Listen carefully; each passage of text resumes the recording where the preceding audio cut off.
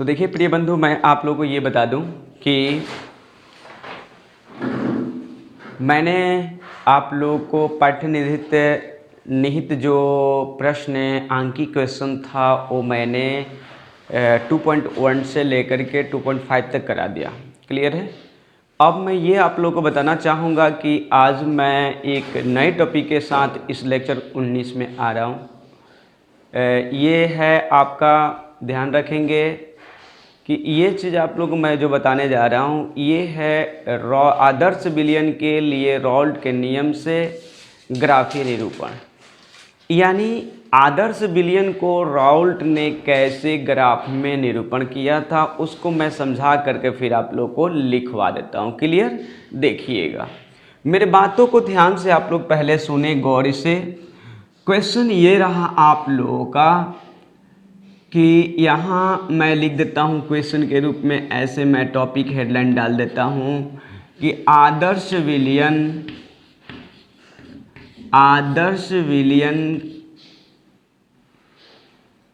के, ठीक है, आदर्श विलयन के रॉल्ट के नियम,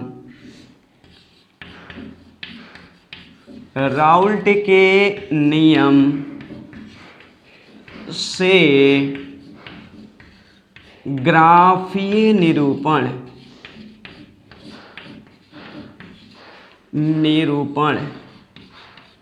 करें। मतलब ये प्रिय बंधु कि आप लोग ग्राफीय निरूपण करना है। कैसे ग्राफीय निरूपण करोगे, ग्राफ में कैसे दर्शाओगे, ठीक है। देखिए मेरे भाई ये बात आप लोग मेरे प्रिय बंधु देखना जरा कैसे। ये आप लोगों का एक कंटेनर मैंने ले लिया, दूसरी कंटेनर ये रहा, जरा ध्यान दें, ये दूसरी कंटेनर आप लोगों के पास मैं ले लेता हूं, ठीक ना।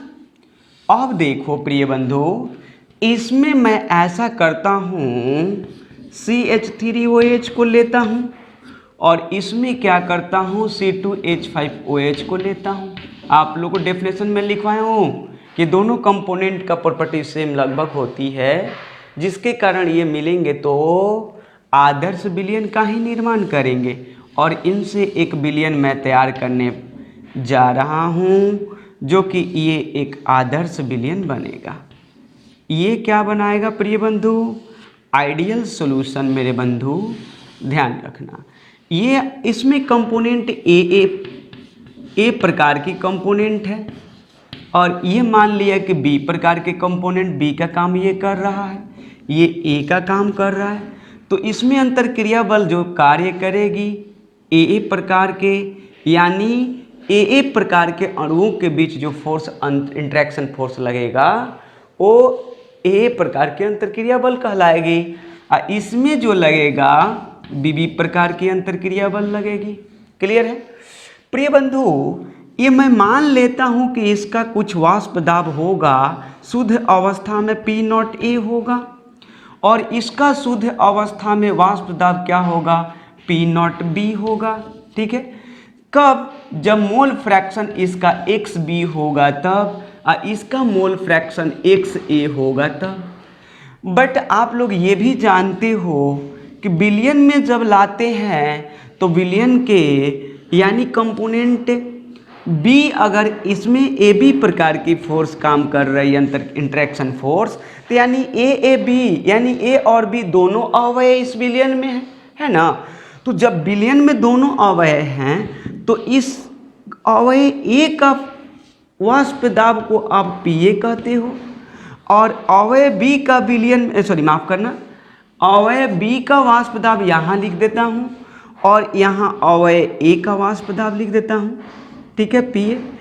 और टोटली वाष्प दाब को आप करोगे PS बराबर हो जाएगा PA प्लस PB। ध्यान रखना प्रिय बंधु, PA प्लस PB। तो मुझे यही आप लोग को बताना है, यही बताना है ग्राफ के माध्यम से। लेकिन एक बात ध्यान रखना प्रिय बंधु, राउल्ट के नियम से मैंने बताया था कि नियत ताप पर किसी वाष्पशील पदार्थ का वेपर प्रेशर मीन वाष्प दाब जो होता है अपने ही मोल फ्रैक्शन के समानुपाती होता है। जरा प्रिय बंधु याद करना, फिजिक्स में 10th क्लास में हर स्टूडेंट ने पढ़ा होगा, विद्यार्थी ने पढ़ा होगा कि V प्रोपोर्शनल टू I जब आप लोगों ने पढ़ा था, V प्रोपोर्शनल टू I पढ़ा था, तो आप लोगों को एक ग्राफ मिला था इस प्रकार से, जरा याद करो। एक ग्राफ ऐसे मिला था जो स्ट्रेट लाइन से होकर गुजरी थी, यानी मूल बिंदु से होकर गुजरी थी, ठीक है।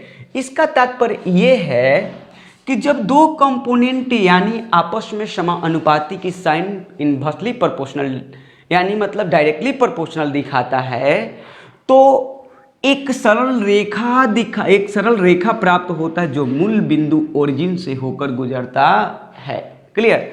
तो इसमें भी प्रिय बंधु आप लोग जानते हो कि इसका जो वाष्प दाब जो PA होता है, ये PA ये अपने ही मोल फ्रैक्शन के क्या होता प्रिय बंधु, समानुपाती होता है कि नहीं, बताओ। होता है। और ये भी क्या होगा, अपने ही मोल फ्रैक्शन के क्या होगा, PB भी क्या होगा, समानुपाती XB होगा। क्लियर। तो प्रिय बंधु आपने जब हटाया था तो आपने पढ़ा था कि सर जो होता वाष्प दाब उसी का शुद्ध अवस्था आता है, तो शुद्ध अवस्था में वाष्प दाब इंटू ये होता है। क्लियर। और इसका भी जब हटाओगे तो PA बराबर प्रिय बंधु क्या आएगा, P0A इंटू क्या आएगा, XA। इसका मतलब ये हुआ मेरे बंधु, ये बात मेरे सखा देखो, ये आप लोगों को मैं ये बताना चाहूँ कि ये समानुपाती का चिन्ह बता रहा है कि इसमें भी एक सरल रेखा प्राप्त होगी।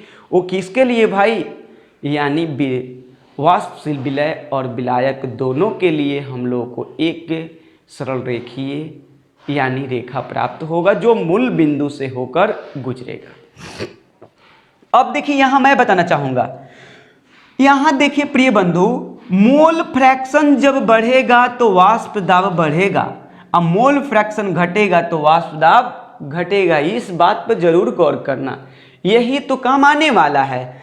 तो फिर से एक बार बताना चाहूंगा कि यहां पे याद रखने वाली बातें हैं कि मोल फ्रैक्शन का मतलब हुआ मोल अंश, मोल प्रभाज जब मैक्सिमम होगी तो उस पॉइंट पर उसका वाष्प दाब भी क्या होगा, मैक्सिमम होगा। क्यों? क्योंकि ऐसा ये बताता कि वाष्प दाब यानी अधिक मतलब मोल फ्रैक्शन अधिक हुआ तो वाष्प दाब अधिक, क्योंकि वहां वेपर अधिक बनेगा। तो अब मैं इसी चीज को एक ग्राफ के मीडियम से समझाना चाहूंगा, जरा ध्यान से देखेंगे। इसी ग्राफ पर मीडियम दे रहा हूं, आप लोग को अच्छी तरह समझ में आएगा, दिक्कत नहीं होगा। देखिए मैं ग्राफ को प्लॉट कर रहा हूं, ध्यान से देखेंगे। ये मैंने एक ग्राफ प्लॉट करने चला है, एक बार आप लोग एक बार में समझ जाओगे। देखिए प्रिय बंधु, मैं इस अक्ष पर वेपर प्रेशर को लेता हूं, ध्यान रखेंगे। क्या VP मैं लिख दूं, क्या VP लिख दूं, VP मतलब वेपर प्रेशर, हिंदी में लिख देता हूं, टेंशन ना लें, वाष्प दाब। ओके। और इस पे भी रहेगा कौन, VP रहेगा प्रिय बंधु, इस पर भी रहेंगे वाष्प दाब। क्या रहेंगे, वाष्प दाब। इसको भी मैं लिख देता हूं VP, क्या लिख दूं, VP वेपर प्रेशर। और इस एक्सिस पर जो होगा X पर मोल अंश, मोल अंश। एक बात ध्यान रखनी होगी, ये Y एक्सिस का काम कर रहा है, Y एक्सिस, ये जो है X एक्सिस का काम कर रहा है, ठीक है। मैं यहां मोल फ्रैक्शन जब ले रहा हूं XA का कितना, XA का मोल फ्रैक्शन मैं ले रहा हूं 0, ठीक है। तो इस पॉइंट पर इसका मोल फ्रैक्शन होगा XB का मैक्सिमम यानी कि 1। जब यहां मैं ले रहा हूं क्या चीज, यहां पर जब तुम मैक्सिमम हो गए, याद रखना प्रिय बंधु, पक्का है कि XA प्लस XB यहां समझा दूं बराबर 1। जब तू 1 हो गया तो उधर जाएगा तो ये क्या होगा 0, ठीक है। तो जब तू हायर हो गया तो मैं क्या हूंगा, लोअर रहूंगा। जब यहाँ मैं लोअर, यहाँ तुम लोअर हो तो मैं क्या रहूँगा, यहाँ हायर रहूँगा। ये बात आप लोग को ध्यान रखनी होगी। कैसे? इससे देखो भाई, जब मैंने यहाँ वैल्यू 1 लिया हायर, यहाँ 1 रखेंगे प्रिय बंधु, तो आप लोग की बात ये ध्यान में होनी चाहिए कि एक्स बी की वैल्यू 1 - 1 बराबर 0 आया। क्लियर? अब देखो भैया, यहाँ जब एक्स बी 0 है तो यहाँ एक्स ए 1। क्लियर हो गया? ये ऑफ कोर्स आप लोग को समझ में मेरा बात आया होगा, शायद आप लोग को दिक्कत नहीं होनी चाहिए। अब मैं इसको मिटाता हूं प्रिय बंधु, जरा ध्यान देना। देखिएगा, यहां देखिए क्या, जब मोल फ्रैक्शन 0 तो वाष्प दाब यहां मेरा क्या है, 0। ठीक है, अब जरा ध्यान देना प्रिय बंधु। अब ग्राफ यहां बढ़ना चालू होगा, यानी 0 से जाएगा तो 0.1 करके बढ़ेगा ना। तो देखो बंधु, ये ग्राफ बढ़ने लगा, यानी 0.1, 0.2, 0.3, 0.4 करते करते करते 0.99, फिर क्या हो जाएगा, 1 मोल फ्रैक्शन 1। तो मान लेते हैं यहाँ मैंने ये ग्राफ में दिखा रहा हूँ आप लोगों को कि जब यहाँ मोल फ्रैक्शन मेरा हायर 1 है तो कहीं इस पॉइंट पर मेरा, कहीं इस पॉइंट पर मेरा क्या होगा, कहीं इस पॉइंट पर मेरा क्या होगा, याद रखना वाष्प दाब शुद्ध अवस्था वाला दर्शाएगा, P0 A यहाँ पे होगा। क्लियर है? और देखो प्रिय बंधु, यहां मोल फ्रैक्शन 0, तब इधर भागेगा मोल फ्रैक्शन, भागेगा ना। तो देखो 0.1, 0.2, 0.3 ऐसे करके भागते भागते ऐसा सिचुएशन आ रहा है कि यहां पर एक्स बी बराबर हायर हो गया। तो एक्स बी जब हायर तो यानी बी का वेपर प्रेशर यहां शुद्ध अवस्था में क्या है, P0 B। तो P0 B क्या होगा, मान लो कि कहीं यहां है। अब ये मत सोचना कि सर एक को हायर लिए हो एक को लोअर लिए हो सकता है कि कोई वेपर प्रेशर अधिक उत्पन्न करता हो, कोई वेपर प्रेशर कम उत्पन्न करता है। ये भी मैं बताना चाहूँगा, आप लोग को ध्यान रखना होगा। ऐसे भी किया जा सकता है, इसमें कोई बड़ी चीज़ नहीं है, इस पर डिपेंड करेगा, दोनों वोलेटाइल है, ऐसे डिपेंड, इसमें कोई दिक्कत नहीं होनी चाहिए। या आप लोग चाहो तो इसको ऐसे भी कर सकते हो कि नहीं सर मैं ऐसे ना करके मैं इसको बी को ले लेता हूँ, ले लो, कोई दिक्कत नहीं, हमें कोई आपत्ति इससे नहीं है। जब ये 1 यहाँ पे यानी मतलब कि बी बराबर यहाँ पे 0 होगा तो यहाँ एक्स ए क्या होगा, हायर होगा। लो मैं ये भी ले लेता हूँ, ठीक है, ये तुम्हारी मर्जी के अनुसार चल रहा है, ठीक है। तो यहाँ क्या होगा, ये हायर होगा। जब यहाँ पे ध्यान रखने वाली बात है कि यहाँ जब यहाँ एक्स बी 0 तो एक्स ए क्या हो गया, हायर हो गया। तो यहाँ पे ये चीज़ रहा और यहाँ 0, यहाँ एक्स थोड़ी सी पलट लेता हूँ, एक बात ध्यान रखेंगे आप लोग। मैं बी को यहाँ 1 करता हूँ, इसको 0 करता हूँ, इसको मैं यहाँ 1 करता हूँ, इसको 0 करता हूँ, कोई दिक्कत नहीं, दोनों बात वही हुआ। अब देखिएगा, तो यहाँ पे एक्स ए हायर है, इसका मतलब कि यहाँ 0, यहाँ इसका वेपर प्रेशर 0 है, तब बढ़ेगा। मान लो कि यहाँ आ गया मेरा कौन किसी को आप जिसको मानो, इसमें मानने की बात है, विलय अगर माने चलो विलय ही नीचे रहे, कोई दिक्कत नहीं है। और देखो फिर से एक बार सुनना, यहाँ प्रिय बंधु दिखा देता हूँ, ध्यान में रखना, देखो सूत्र में रख कर दिखाता हूँ आप लोगों को थोड़ी सी, कि ताकि मैं ये गलत किया हूँ या सही ये बात आप लोग मान सकते हो, कैलकुलेशन के रूप में दिखा दूँ कि ताकि आप लोग को परेशानी ना हो। जरा देखिएगा, यानी मतलब पी ए बराबर अगर मैं करता हूँ, पी ए बराबर मैं करता हूँ इस पॉइंट के लिए, याद रखना है इस पॉइंट के लिए, कब, जब x बराबर a है तब, ठीक है। तो देखो, तो P0 A इंटू क्या होगा, एक्स ए होगा। तो पी ए बराबर क्या हो गया बताओ, पी ए बराबर 1 इंटू एक्स ए, यानी मतलब ये बोल रहा है कि पी ए बराबर एक्स ए यहाँ पे आ रहा है मोल फ्रैक्शन के बराबर, ठीक है। लेकिन जब यहाँ पर देखो एक्स ए 0 हो रहा है, एक्स ए क्या हो रहा है, 0 हो रहा है, तो इस कंडीशन में क्या हो रहा है कि पी ए बराबर क्या होगा, माफ़ कीजिएगा थोड़ा सा, मोल फ्रैक्शन का मान 1 है ना, थोड़ा वेट कर लें आप लोग, मोल फ्रैक्शन का मान है तो इतना इंटू 1, यानी मतलब इस कंडीशन में, यानी बिलियन में उपस्थित अवयव ए का वाष्प दाब शुद्ध अवस्था में वाष्प दाब के बराबर होगा। लेकिन यहाँ देखो P0 A इंटू एक्स ए, यानी पी ए इक्वल क्या होगा प्रिय बंधु, इतना इंटू 0, यानी पी ए इक्वल क्या हो गया, यानी डायरेक्टली लिखो 0। देखो मैं ये बता रहा हूँ कि जब ये देखो मैक्सिमम है तो ये देखो शुद्ध अवस्था में वाष्प दाब के बराबर अवयव का आया। जब ये मिनिमम 0 आया तो देखो वेपर प्रेशर क्या उत्पन्न कर रहा है, 0 उत्पन्न कर रहा है। तो उसी प्रकार से ये देखो जब ये हायर 1 है तो वेपर प्रेशर क्या होगा, हायर। और एक बात और बताना चाहूँगा, ये दोनों क्या होते हैं ये बताओ, क्या होता, PA directly proportional to XA और PB directly proportional to XB। अब बताओ मोल फ्रैक्शन वेपर प्रेशर के बीच में ग्राफ खींचोगे तो ये ग्राफ कहाँ जाएगा, ये ग्राफ आपका यहाँ पे आएगा। खींचकर मैं दिखाता हूँ। ये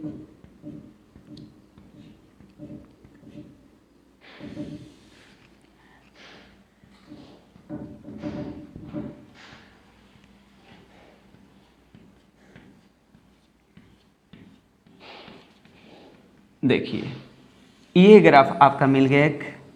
तो ये किसका है ग्राफ, मैं ये ग्राफ लाइन 1 मानता हूँ, ठीक है। और ये ग्राफ लाइन जो है मेरा किसके लिए है बताओ, किसका हायर है, B का। तो मैं लिखूँगा क्या, PB बराबर होगा P0B इंटू XB के लिए। अब देखो इस ग्राफ को भी मिला लो। तो जब इस ग्राफ को मिलाओगे, थोड़ा सा इसको हटाकर ऊपर रख देता हूँ ताकि दिक्कत ना हो आप लोगों को। यहाँ से इस ग्राफ को भी मिलाओगे तो कहाँ गया, यहाँ गया, क्लियर। तो ये ग्राफ लाइन 2 हो गया आपका, ठीक है। तो यहाँ मैं लिख देता हूँ PB बराबर P0B इंटू XB, ठीक है। और यहाँ लिखोगे PA बराबर P0A इंटू XA। अब देखो प्रिय बंधु, जब विलय और विलायक के दोनों पॉइंटों को जब जोड़ा जाता है या मिलाया जाता है तो ये शुद्ध विलयन के वाष्प दाब यानी आदर्श विलयन के वाष्प दाब को दर्शाता है। ये लाइन नंबर आपका कौन हो गया, थर्ड हो गया। थर्ड लाइन बता रहा है PS को, और PS बराबर आप लिख सकते हो PA प्लस PB। अब इस ग्राफ में मैं यही बताना चाहूँगा, डायरेक्टली सुन लीजिएगा। देखिए प्रिय बंधु, मैं आप लोग को इस ग्राफ में बताना चाहूँगा क्या चीज़, ध्यान रखेंगे। मैं ये बताना चाहूँ, डायरेक्ट लिखा जाएगा यही आदर्श विलयन के लिए रॉल्ट का नियम का ग्राफीय निरूपण क्या यानी किया जाता है, या ग्राफीय निरूपण इस प्रकार से किया जाता है, ठीक है। देखिए यहाँ ये बात मैं बताना चाहूँगा, यानी इस ग्राफ में यही हम लोग को पता चल रहा है क्या चीज़, कि जब अवयव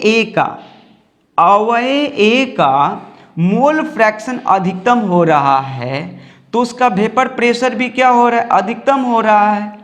जब यही अवयव B का मोल फ्रैक्शन यानी न्यूनतम 0 हो रहा है तो इसका वेपर प्रेशर देखिए यहाँ पे गिरकर 0 हो रहा है। उसी प्रकार से अवयव B का मोल फ्रैक्शन जब अधिकतम है तो यहाँ पे देखिए क्या आ गया, माफ कीजिए, यहाँ PB होगा, यहाँ क्या होगा, PB का मैक्सिमम वेपर प्रेशर बन रहा है, ठीक है। जब इसी का B का देखिए यहाँ जब 0 मिल रहा है तो हम लोग को क्या मिल रहा है बताइए, हम लोग को ऑलरेडी मिल रहा है वेपर प्रेशर इसका क्या, देखिए वहाँ हायर से आकर लोअर यहाँ पे 0 हो जा रहा है। और देखिए हम लोग को जब वेपर प्रेशर और मोल अंश को x एक्सिस और वेपर प्रेशर को y एक्सिस पर लेकर के जब हम लोग ग्राफ खींचे हैं तो लाइन 1 देखिए क्या कर रहा है, रेखीय फलन बता रहा है कि हम रेखीय फलन है। रेखीय फलन का मतलब ये होता है कि समानुपाती को दर्शाता है। एक सरल रेखा जो मूल बिंदु से होकर गुजरता है वो क्या बताता है आपको, समानुपाती को दर्शाता है। तो ये देखिए लाइन 1 जो है यानी कंपोनेंट B के वेपर प्रेशर को दर्शाता है, यहाँ हायर वेपर प्रेशर यहाँ कब, कि जब BA बराबर 1 होगा, XB बराबर क्या 1, यानी जब मोल फ्रैक्शन मैक्सिमम है तो वेपर प्रेशर मैक्सिमम है। अब यहाँ लाइन दूसरा जो बता रहा है लाइन 2, यहाँ देखिए रेखा यानी जो पूर्ण लाइन ये रेखा 2 जो है ये बता रहा है कि मेरा वेपर प्रेशर देखो यहाँ पे मैं 0 हूँ, मोल फ्रैक्शन मेरा 0 है तो मेरा वेपर प्रेशर 0 है। लेकिन जब ही तुम ग्राफ में इधर बढ़ाना चालू करते हो, बढ़ाते बढ़ाते देखो 1 कर दिया तो मेरा वेपर प्रेशर इतना हो गया। और यही कंपोनेंट कहता है कि अब दोनों के मिलन से जो वेपर प्रेशर का ये लाइन आदर्श विलयन का बन रहा है, ये कुल यानी सॉल्यूशन का है, यानी पी एस बराबर P naught A into X A अब plus P naught B into X B. Clear मेरे प्रिय बंधु, कोई दिक्कत नहीं होगी क्या? मैं इसे लिखवा दूं अब ना, ऑफ कोर्स लिखवा देता हूं, ठीक है, और आप लोग लिखते जाएंगे, ध्यान से देखिए, इसको मैं लिखवा देता हूं, कोई आप लोगों को दिक्कत नहीं होनी चाहिए और आसानी से मैं बता भी देता हूं, ठीक ना। देखिए अब मैं थोड़ी सी ग्राफ समझा दिया, अपने ग्राफ, इस ग्राफ को मैं अब क्या करता हूं, जिस टाइप से मैं लिखवाया हूं उसी टाइप से, देखिए इसको चेंज होने से कोई दिक्कत होने वाली नहीं है। आप लोग ये बात को विचार करना ध्यान से। मैं फिर से फिगर बनाता हूं और फिगर में आप लोग ये मत ध्यान रखना कि सर ये बदल क्यों दिए, बदलने से कोई मतलब नहीं, इसके टेंशन नहीं लेना है। हो सकता है कि इसके इंटरेक्शन फोर्स इसके इंटरेक्शन फोर्स के तुलना में कम हो तो इसके वेपर अधिक बनेंगे तो ऊपर जाएगा है। इसमें मैं मानता हूं कि हो सकता है कि इसका इंटरेक्शन फोर्स इसके तुलना में इसका कम है, इसलिए ऊपर भागा हूं, इसके लिए टेंशन नहीं लेना है, ठीक है। आप लोग टेंशन लेकर मत जीना। मैं ग्राफ खींचता हूं, ग्राफ खींच करके फिर से, और आप लोग को साफ साफ क्योंकि ज़्यादा हो गया है, ठीक ना, तो आप लोग को मैं अब लिखवाना प्रारंभ करूंगा। आप लोग लिख ले इसको ताकि आप लोग को परेशानी ना हो समझने में, ठीक है। देखिएगा क्वेश्चन तो आप लोग को सामने स्क्रीन पर दिखाई दे रही है, ठीक ना। देखिएगा प्रिय बंधु, देखिए मैं ग्राफ को ड्रॉ कर रहा हूं, ठीक है, और तब उसके बाद यहीं पे लिखना प्रारंभ कर दूंगा। ये रहा मेरा ग्राफ, ओके, देखिएगा, ठीक है। अब देखें आप लोग, मैं यहां लेता हूं एक्स ए बराबर 0, तो मैं लेता हूं यहां पे एक्स ए बराबर कितना 1 मैक्सिमम, जबकि वहां बी लिए थे, उससे कोई टेंशन नहीं लेना है। यहां मैं मानता हूं कि कंपोनेंट ए का मेरा अंतरक्रिया बल कंपोनेंट बी के अंतरक्रिया बल से कम है, जिसके कारण मेरा ऊपर वेपर प्रेशर अधिक बना रहा है, बस इतना ही ध्यान में रखना।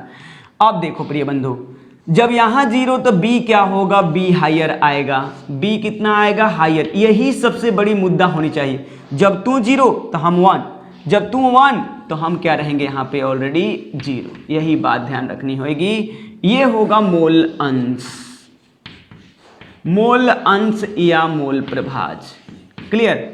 और इस पर रहेंगे वेपर प्रेशर यानी वाष्प दाब,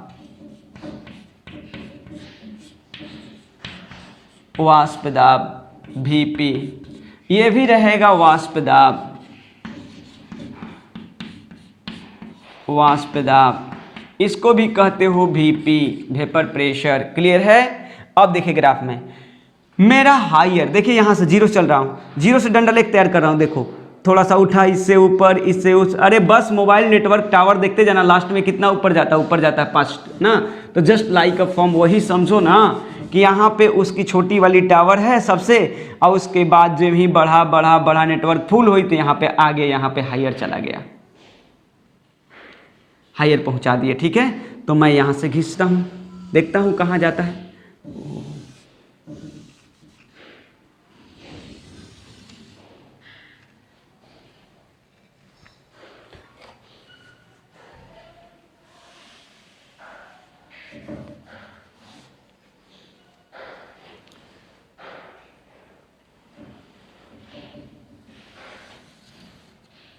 चलिए लगभग हो गया, इसमें कोई दिक्कत नहीं होनी चाहिए।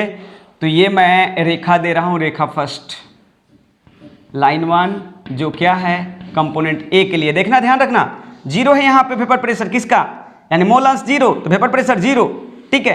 तो वेपर प्रेशर 0 तो ये किसके लिए भाई, तो पी ए के लिए। अब P naught A into X A का, क्लियर, एक्स ए देखता हूं, थोड़ा साफ लिख देता हूं, टेंशन ना ले। यानी पी ए बराबर हो गया P naught A into X A, line 1। Line 2 देखिए खींचता हूं, अब लाइन 2 मैं यहीं से ड्रॉ कर देता हूं, लाइन 2 भी ड्रॉ कर लिया, यानी ये मेरा रहा लाइन 2 सेकेंड, और सेकेंड को आप कहते हो पी बी बराबर P naught B into X B. उसके लिए घबराना मत, ये मत देखना कि उस ग्राफ में वैसे किए, इस ग्राफ में बस मान लेना ये बातें कि इसका वेपर प्रेशर अधिकतम है, इसका वेपर प्रेशर क्या है, न्यूनतम है, ठीक है। अब ये जब दोनों को मिलाओगे तो क्या मिलेगा प्रिय बंधु, बिलियन का, यानी लाइन नंबर 3 जो है बिलियन। तो PS बराबर हो जाएगा PA प्लस PB। आप वैल्यू रख सकते हो, PA का मान यहाँ और PB का मान यहाँ, कोई दिक्कत नहीं होनी चाहिए। चलो अब लिखवाना प्रारंभ करता हूं, ठीक है। देखिए यहां से मैं चलता हूं, लिखता हूं पहले राउल्ट के नियम से, राउल्ट के नियम से। तो राउल्ट के नियम क्या कहता है, PA बराबर P0A इंटू XA, फिर कहता है PB बराबर P0B इंटू XB। ठीक है, लिखता हूं। अब देखिए, अब ध्यान से आप लोग, यहीं से आंसर चालू हो गया, उत्तर चालू हो गया, ध्यान में रहे, ठीक ना। देखिए अब चलता हूं, और ये बातें, पहली बात ये मैं बताना चाहूंगा आदर्श विलयन के लिए। देखिए लिखता हूं आदर्श विलयन, आदर्श विलयन के लिए राउल्ट के नियम से ग्राफीय निरूपण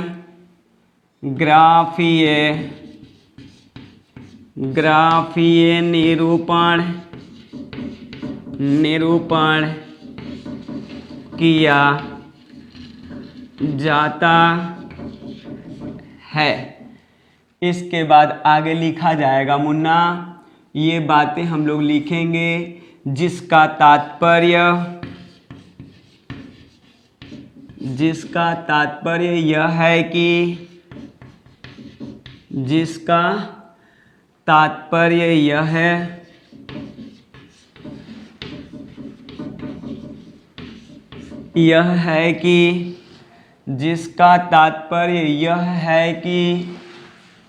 विलयन में उपस्थित प्रत्येक अवयवों का वाष्प दाब, विलयन में उपस्थित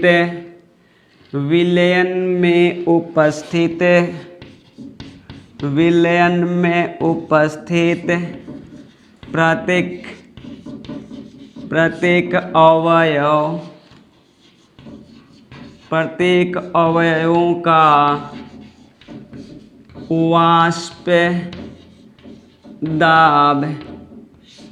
का वाष्प दाब, PA एवं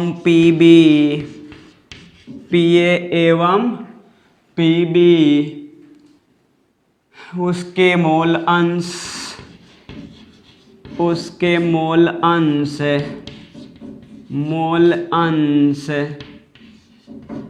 अंश क्रमशः XA एवं XB के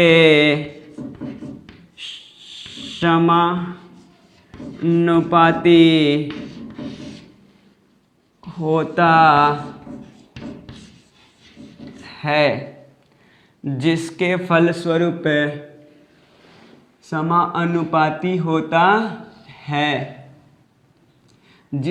फलस्वरूप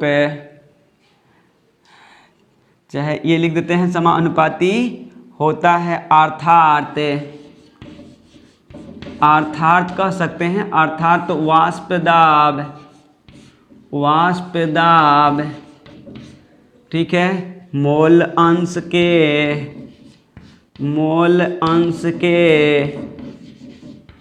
रेखीय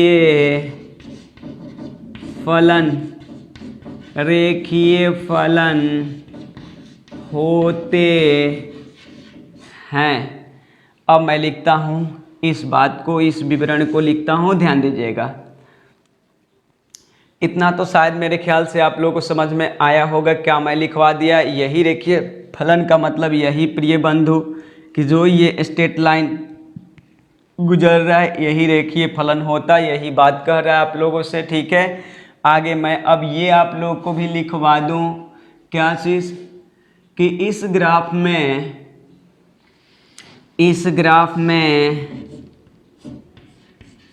इस ग्राफ में जब एक्स ए बराबर 1 है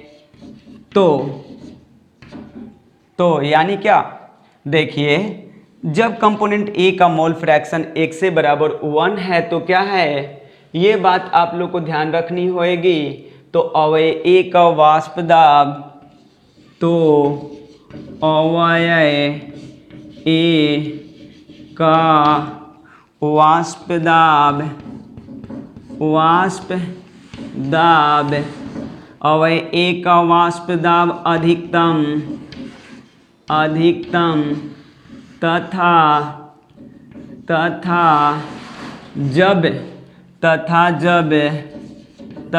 जब एक्स ए बराबर 0 है तो वाष्प दाब अवयव ए का न्यूनतम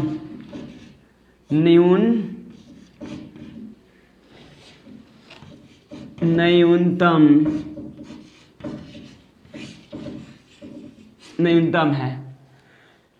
प्रिय बंधु, आप लोग स्क्रीनशॉट ले लो इसको, फिर उसके बाद मैं मिटाता हूँ ताकि आगे लिखवा सकूँ आप लोगों को। ठीक है, ले लिए होंगे स्क्रीनशॉट।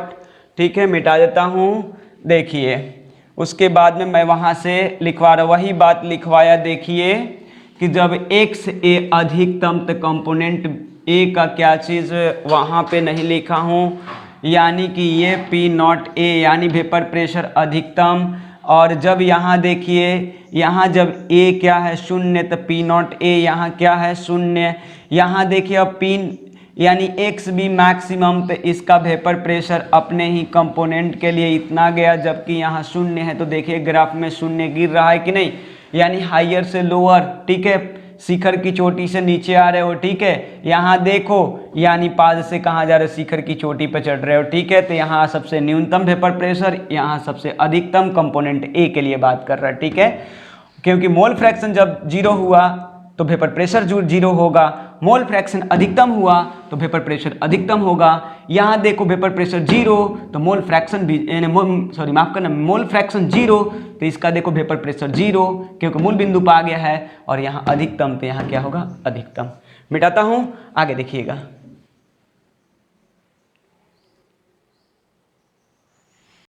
देखिए मिटाता हूँ प्रिय बंधु। ठीक है, आप लोग देखें ध्यान से। ठीक ना, इसके आगे मैं लिखवाता हूँ। बस हो गया, कंप्लीट हो गया। समझने वाली चीज़ है, समझ जाओगे तो इस पर न्यूमेरिकल करने में आसानी होएगी। ठीक है, देखना। तो आप लोग देखिए, आगे लिखता हूँ।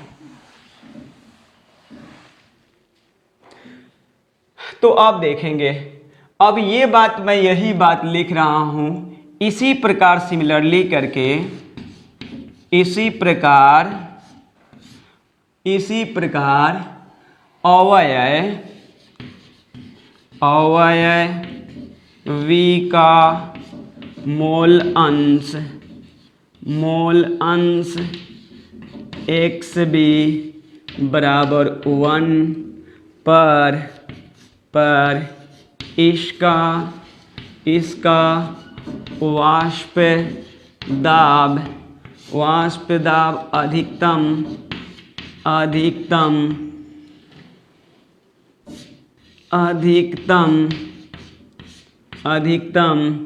पी नॉट बी है, तथा एक्स बी बराबर 0 पर इसका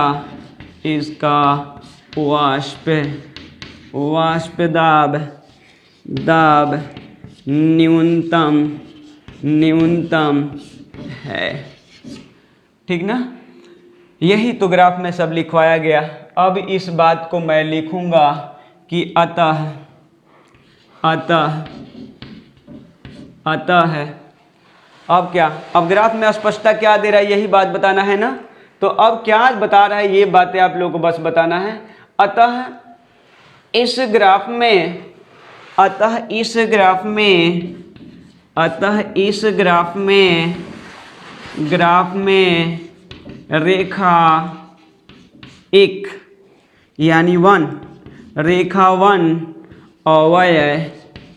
अवयव ए तथा कॉमा देते हैं रेखा 2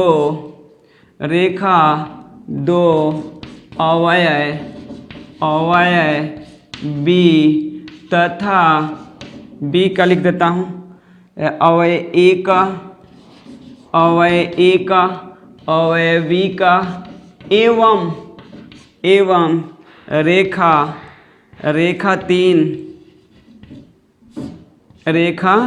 3 ठीक है, आदर्श विलयन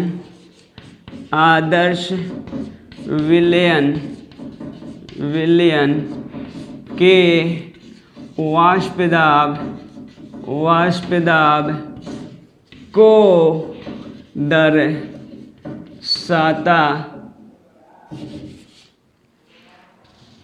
दर्शाता है। ठीक है, ये क्या करता है? वाष्प दाब को दर्शाता है। अर्थात अब ये बातें मैं लिख दूं, जैसे आप लोग जानते हो CH3OH प्लस C2H5OH ले लो C6H6 प्लस C6H5CH3 ETC कर लो प्रिय बंधु। ये आदर्श विलयन के उदाहरण हैं। ये टॉपिक मैंने आप लोगों को प्रिय बंधु क्लियर करा दिया। आप लोग ऑफ कोर्स समझ गए होंगे, और मैं ये भी बताना चाहूँगा कि आप लोग टेंशन न लें, आप लोग बस पढ़ते रहें। मैं NCERT का हर टॉपिक डील करूँगा, एक भी लाइन नहीं छोड़ने वाला हूँ। वो क्यों ना अभ्यास प्रश्न हो या आप लोगों का टॉपिक हो, जो भी एक भी प्रश्न आप लोगों को मैं छोड़ने वाला नहीं हूँ, लगातार चलाएंगे। और इसके बाद एक लेक्चर आने वाली है जिसमें अनादर्श विलयन के लिए 2 विचलन होती है, एक ऋणात्मक विचलन और एक धनात्मक विचलन होती है। वो नेक्स्ट लेक्चर में आप लोगों को मैं बताने का प्रयत्न करूँगा। ठीक है, तो आप लोग इसे समझ लेंगे, याद करने की कोई ज़रूरत नहीं। आप लोग बस इतना ही अगर इस ग्राफ को समझ लें तो अपने से भी लिख सकते हैं, कोई बड़ी चीज़ नहीं है। फर्स्ट ऑफ ऑल यही लिखना है कि रेखीय फलन होता है। सेकंड में लिखना है कब अधिकतम कब न्यूनतम, तो यहाँ इस ग्राफ से ही लिख देना है कि इस ग्राफ में जब मोल फ्रैक्शन कंपोनेंट ए का अधिकतम होता है तो वेपर प्रेशर भी उसका P0 A अधिकतम होता है। जब मोल फ्रैक्शन इसका 0 यानी न्यूनतम होता है तो वेपर प्रेशर भी इसका यहीं पे 0 हो जाता है। जब कंपोनेंट बी का वेपर प्रेशर मैक्सिमम होता है तो इसका भी ग्राफ देखिए मैक्सिमम हो रहा है। जब यहाँ वेपर प्रेशर जब यहाँ इसका मोल फ्रैक्शन 0 होता है तो देखिए वेपर प्रेशर पाद के पास वहीं मूल बिंदु पर आ जाती है, 0 हो गया। ऐसी बात को लिखना कि लाइन 1 रेखा 1 यानी सरल रेखा 1 जो होती है वाष्प दाब यानी कंपोनेंट ए के वाष्प दाब को दर्शाता है, और रेखा 2 जो होता है वो क्या होता है इस ग्राफ में कंपोनेंट बी को, और रेखा 3 जो होता है क्या होता है टोटली सॉल्यूशन को। ठीक है, तो आप लोग मस्ती से पढ़ें। ठीक है, और मैं आप लोगों के लिए अवश्य ही मेहनत कर रहा हूँ, और आप लोग भी मेहनत करें। चैटिंग पर बहुत कम लोग आ रहे हैं और टाइम हो गया 10 बजे। 10 बजे आप लोग आएँ, 10 बजे प्रीमियम क्लास चलेगा, उसके साथ वार्तालाप भी होता रहेगा आप लोगों से। और जो भी न्यूमेरिकल का होता है आप लोग पेन कॉपी लेकर बैठें ताकि आप लोग उत्तर को दें। मुझे खुशी होता है आप लोग उत्तर देते हो तो। ठीक है, इसलिए मैं आप लोगों से यही कहूँगा। कुछ लोग आज थे कुंदन कुछ लोग थे उस पे आए हुए थे, बहुत उस पे थे, तो इसलिए मैं कहूँगा कि चैटिंग पे करीब 18-20 लोग थे। तो आप लोग भी कम से कम, और लोग को मैं कहूँगा कि उस टाइम में टाइम निकाल कर 10 बजे और चैटिंग पे आएँ, वो डायरेक्ट वीडियो को देखो। उस समय देखने का एक रुतबा अलग होगी, आप लोग केंद्रित रहोगे, कंसंट्रेट रहोगे, क्योंकि ऐसा कारण ये है कि एक्साइटेड रहोगे कि 1 ही घंटा मेरे को देना है, साथ में रहना है, इतने लोगों को साथ में रहना है। ठीक है, एक जूही सी थी वो भी बहुत बढ़िया कर रही थी, आंसर बहुत दे रही थी, जल्दी जल्दी कुंदन थे, और लोग तो बस आंसर नहीं दे रहे थे। कैलकुलेशन क्यों नहीं कर रहे हैं आप लोग? कैलकुलेशन करके उत्तर देंगे, मुझे खुशी होता है, आप लोगों को भी एक कॉन्फिडेंस बढ़ेगा, नहीं सर के साथ मैं पढ़ रहा हूँ। यही होनी चाहिए आप लोगों को। ठीक है, अभिषेक जी भी थे लेकिन उत्तर नहीं दे रहे थे बहुत लोग थे, बट नाम तो याद नहीं, बहुत लोग थे। तो मैं यही कहूँगा कि आप लोग अवश्य चैटिंग पे आएँ। लाइव प्रीमियम क्लास जब लगाता हूँ तो आप लोग का टाइमिंग क्या है, आप लोग का टाइमिंग है 10 बजे सुबह डेली। ओके, टेक्निकल फॉल्ट होने के कारण कोई ऐसी बाधाएं आएगी जिसके कारण ही 10 बजे नई क्लास चल पाएगा, नहीं तो अवश्य ही मैं वीडियो डालूंगा। ठीक है, चलिए तब तक के लिए धन्यवाद। जय हिंद, जय भारत।